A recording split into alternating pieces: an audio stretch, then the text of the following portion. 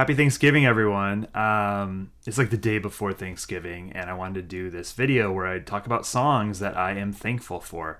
Now, this idea came about a month ago or 3 weeks ago when Fitz's Electric Bar did a video he's in Vancouver, British Columbia, for Canadian Thanksgiving. And he did a really nice video. He's always a very genuine guy. I always enjoy his content. He started right around the same time I did, but he did a video where he was sitting outside on his deck and just talking about songs that really have meant a lot to him and that he's grateful for.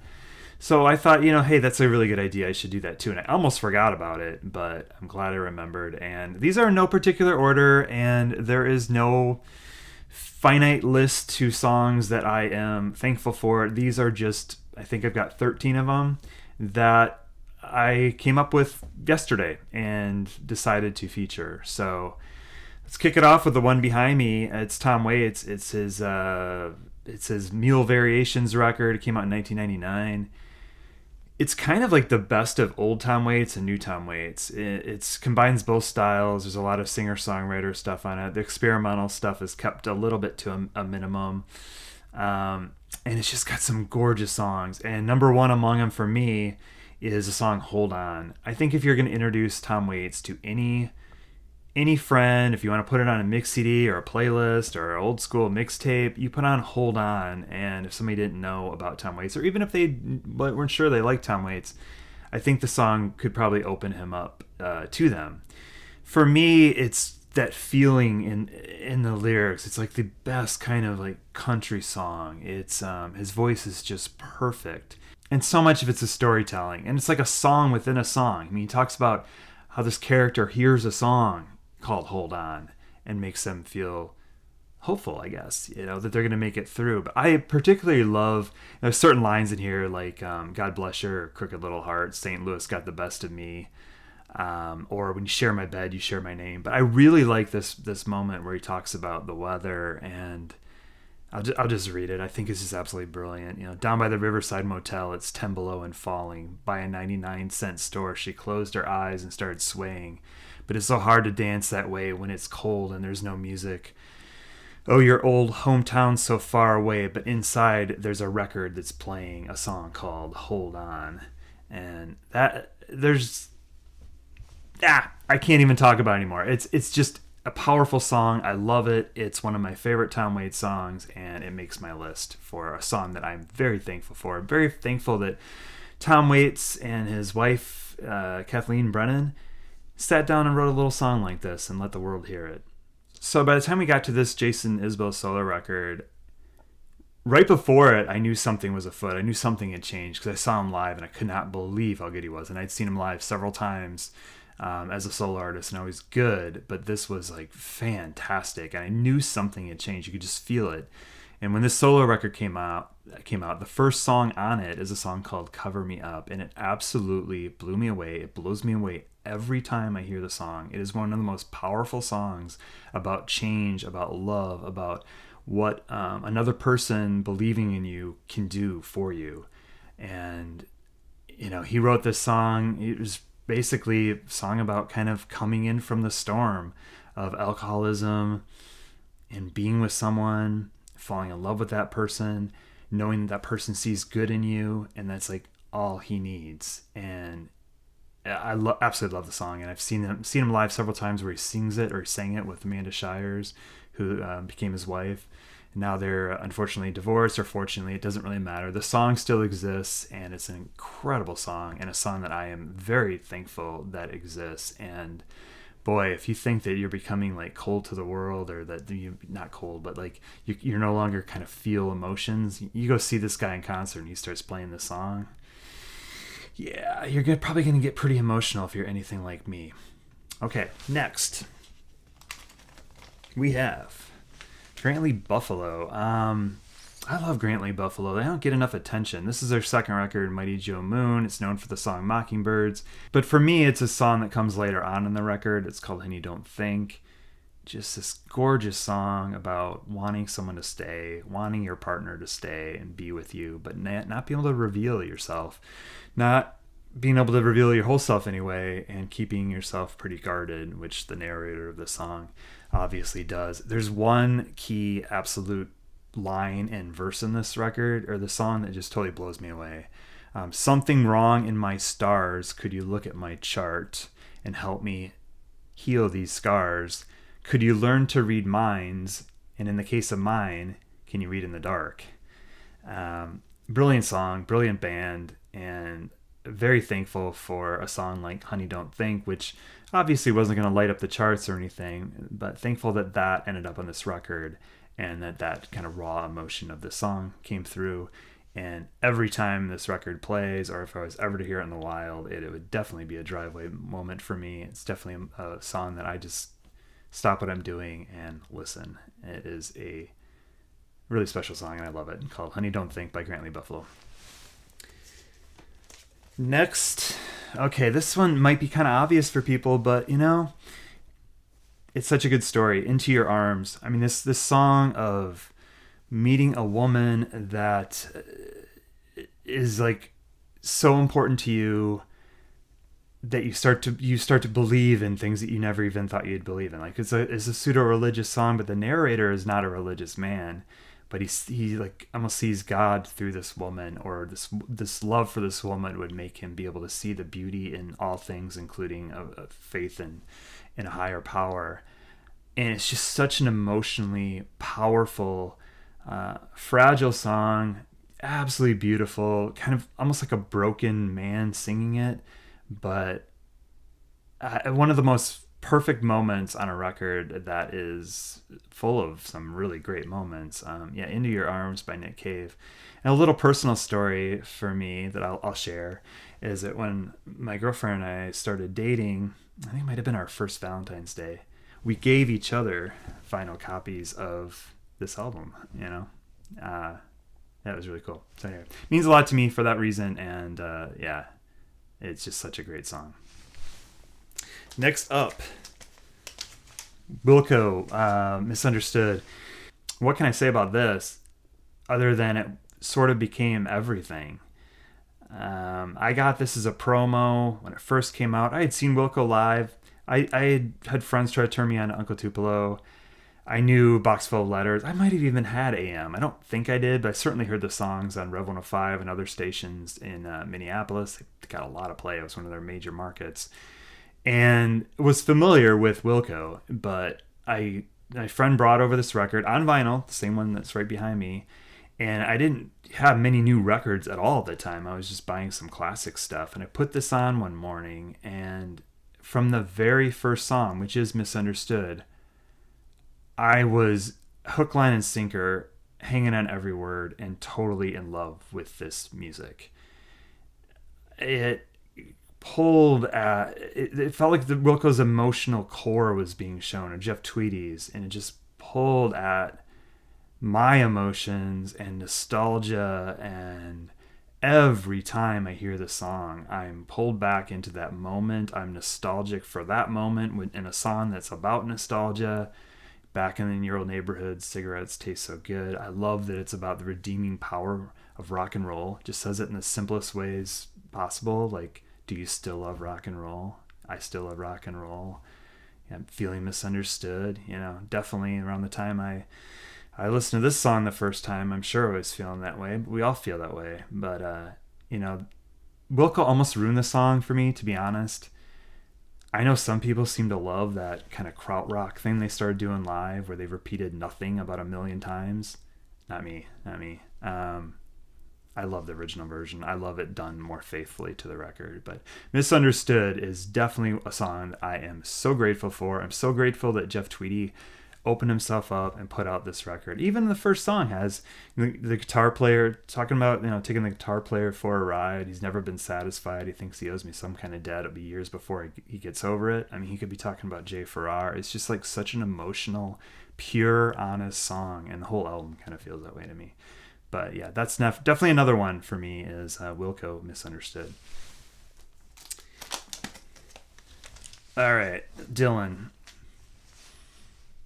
Back, I think before I even heard Blonde on Blonde, I had a bootleg of the live 1966, is it Manchester, but it was really, or Royal Albert Hall, but it was really Manchester. That legendary show where somebody yells out Judas. I had a bootleg of it called Guitars Kissing in the Temporary Fix. And I absolutely loved that first side, the first disc, which is all the acoustic set, and absolutely loved Visions of Johanna so much. I just could not believe how good lyrically it was. And then, of course, I got used to the Blonde on Blonde version, full of lyrical gems. I mean, just really, I always feel like I'm in that cold apartment or cold New York City apartment with him, or I'm not with him, but I'm in that room. I'm feeling those emotions. You know, in this room, the heat pipes just cough. The country music plays soft, but there's really nothing to turn off. Or the ghost of electricity howls in the bones of her face. Little boy lost, he takes himself so seriously. I mean, it's just, but it all seems so effortless, and there's just something very captivating about the song, and I couldn't even begin to tell you what it's really about, but I absolutely love it. Visions of Johanna is a song that will stop me in my tracks, and I'm eternally grateful that we have Bob Dylan, who continues to put out amazing music. And frankly, I like a lot of his recent stuff as much as the classic stuff, but Visions of Johanna, if push comes to shove, is definitely in my top 5 of Dylan songs. I absolutely love it. I think it's a perfect song, and I'm very, very thankful for it. So this next song is by Concrete Blonde. It closes their album Bloodletting. It's called Tomorrow Wendy.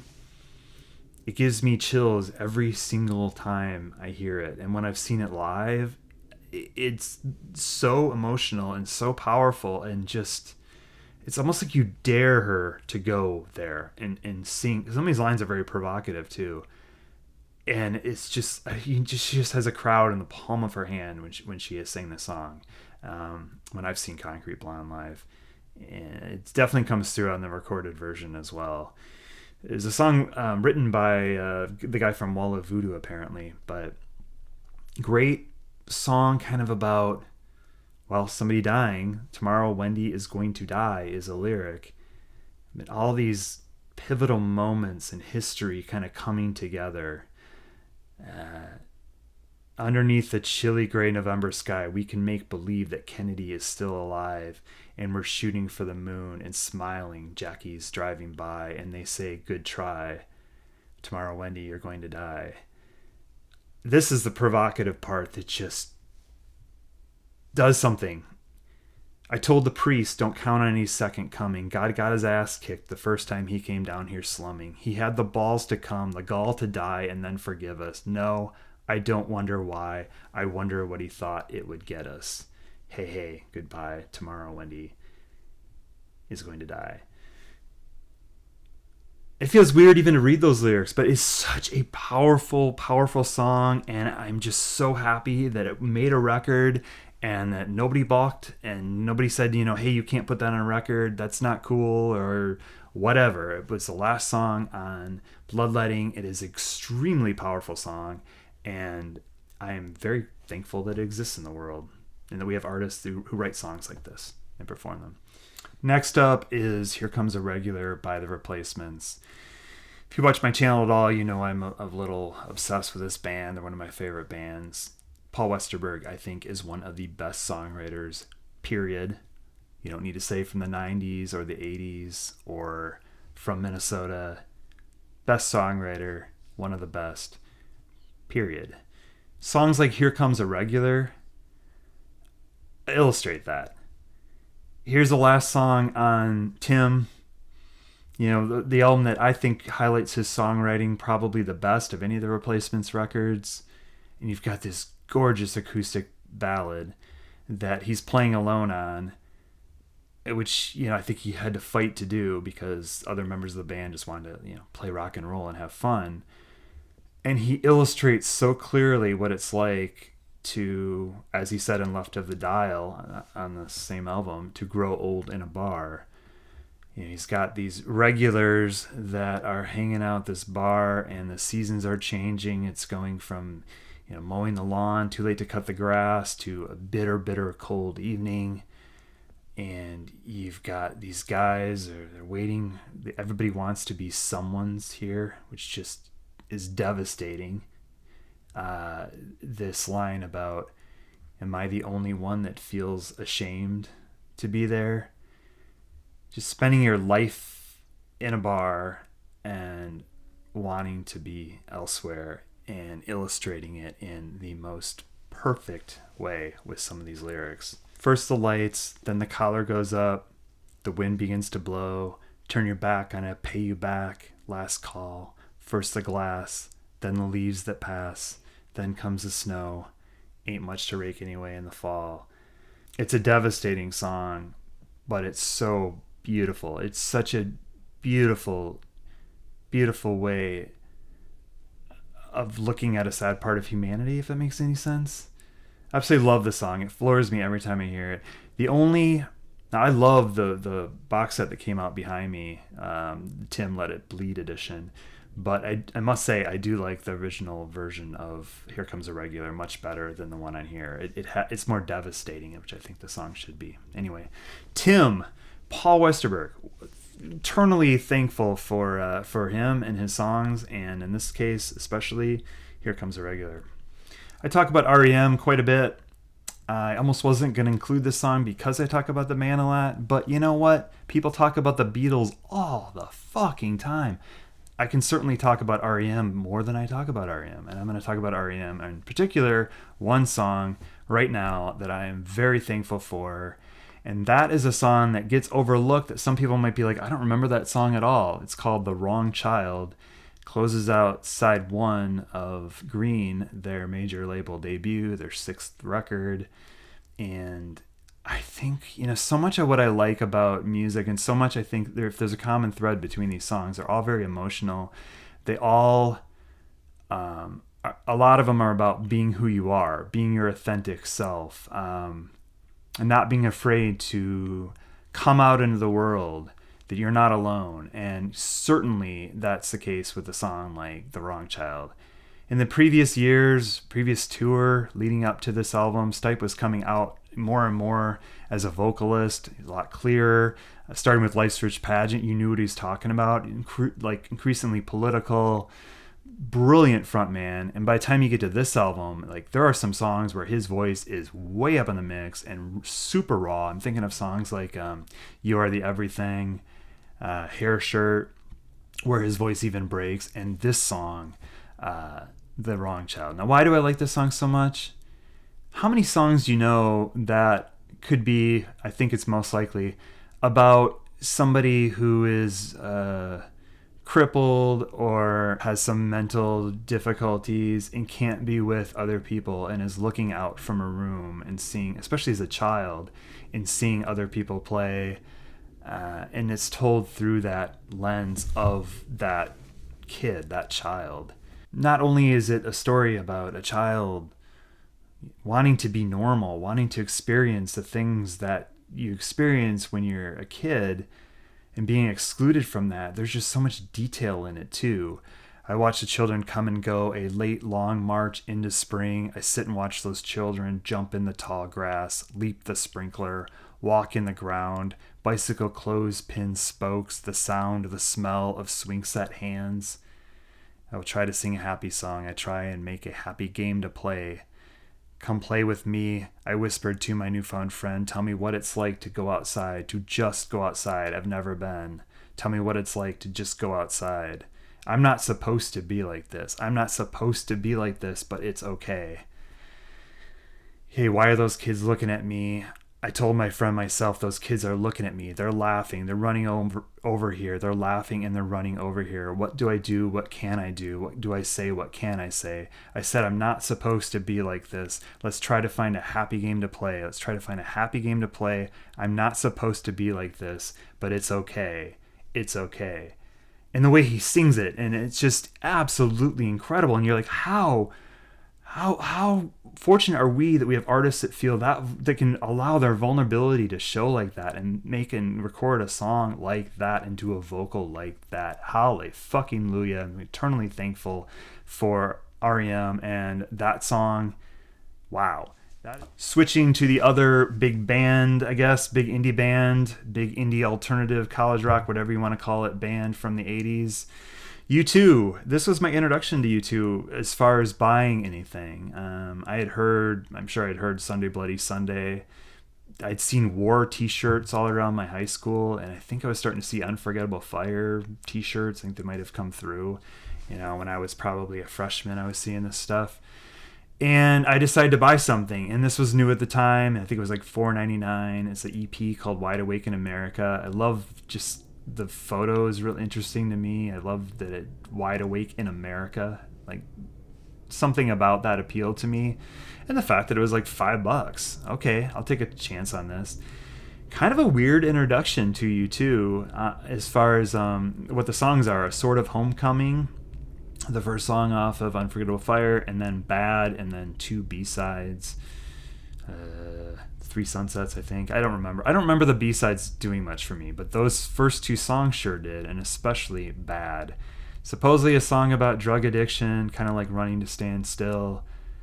There's something about that guitar riff, the most kind of iconic U2 sort of riff, and the slow building of the song and the atmosphere, especially this live version, and it just keeps building. And the I'm wide awake, I'm not sleeping lyric,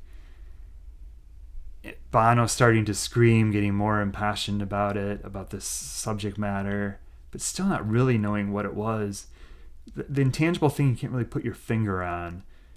But I absolutely loved it. I still love it. And it seems like it's cool to not like U2 these days or something. I don't know. But if I ever hear this song on the radio, which I have recently, I stop what I'm doing. Well, I don't slam on the brakes if I'm driving, but I tune in. I can't not listen to this song. I absolutely love it. I find it to be one of the most enduring, powerful U2 songs.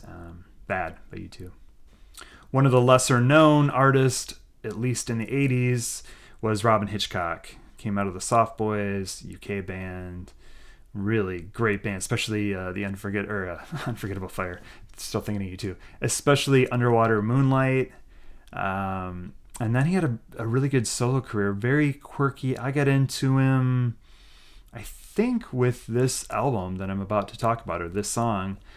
And that is Queen Elvis. Not the album Queen Elvis, which was the name of one of his albums, but the song Queen Elvis, which was not on Queen Elvis, but was on a song or a record called I. This song, Queen Elvis, seems like it's just effortlessly, like, must have flowed out of him. A song you could take in a number of different ways. I think it could be a song about celebrity. It could also be a song about, I think it probably is, about being trans. Queen Elvis, just right in the title there. It's definitely there in the lyrics. It could break your mother's heart. It could break your sister's heart. Coming out is the hardest part when you're Queen Elvis. And also almost like creating art. He talks about, and I'll sculpt you so very hard. Oh, I'll sculpt you until you bleed, which I used to always hear as breathe, like he's somehow making this Queen Elvis, or maybe this Queen Elvis is busy being born into something new. But absolutely love Robin Hitchcock, and I think this song is an example of what he does at his best. He can be very quirky. This song's not, and he's quite capable of being very serious and writing absolutely brilliant songs. So I'm very thankful for the song Queen Elvis. I like these songs about being who you are. I wore my weirdo shirt. We're all a little strange, but music is so great because it makes us feel less alone. Next, Television, Marquee Moon. Most of these songs that I am showing, and it's not albums. I say the album name, but really I'm talking about songs. Are kind of mellower. They're more introspective. They're really lyrically rich, and I would definitely argue that this is lyrically rich as well. But the song Marquee Moon is what I want to talk about. It's a song that, I remember there's a song on John Prine's record where he talks about going to heaven and wanting a cigarette that's like 9 miles long or something like that. This song, Marquee Moon, is like that for me. It's already super long, but it seems like it could just go on forever and I'd be happy. The guitar interplay, the way it builds up and slows down and comes back in, and that guitar riff, and everything just sounds so perfect. His voice is perfect. The lyrics are like really interesting, but also like kind of mysterious. I never feel like I've totally cracked them, but nor do I really want to. It's like a feeling of a time and place I can't even really describe, but I absolutely love it, and it's like a driveway moment for me too. Anytime this song comes on, yeah, I absolutely love this record. I love the whole first side, especially, and when you get to Marquee Moon, that last song on the first side, I don't know if music gets much better than that. It's as far as rock and roll, perfect song. Very thankful for it. So the last song I want to talk about today, as far as songs that just I am eternally thankful for, that mean a lot to me, is probably a slightly unlikely choice. I mean, Sinead O'Connor, and anything off this record is probably fair game. I absolutely love this record. It's one of my favorite records of all time. Her first album that she mostly wrote when she was like 15 years old. These songs, these lyrics, unbelievable. But this is a song that comes at the very end that she didn't actually write, and it's called Just Call Me Joe. And it has this perfect kind of dirty guitar riff real prominent in the mix, and then she's just got this soothing, her perfect softer voice underneath it. And there's just something about it. It's like the calm after the storm, after hearing songs like Manica and Troy, and just like you said it would be, in Jerusalem and Drink Before the War. You get this song that's just very hypnotic and repetitive, and it stops me in my tracks. And it is like the perfect ending to a perfect album, to the point where when it ends, it makes me want to put it on again. It makes me like, usually I have an audible gasp, like, wow, I should play that again, or I'll play that song again. I could have picked any Sinead O'Connor songs, really, but the one that popped in my head is Just Call Me Joe off 1987's The Lion and the Cobra. Please join in with me. Do a list of these yourself. I'd love to hear them. Once again, I got this idea from Fitz's Electric Bar for Canadian Thanksgiving. I'll have a link to his video below. But happy Thanksgiving, everybody. Play some music.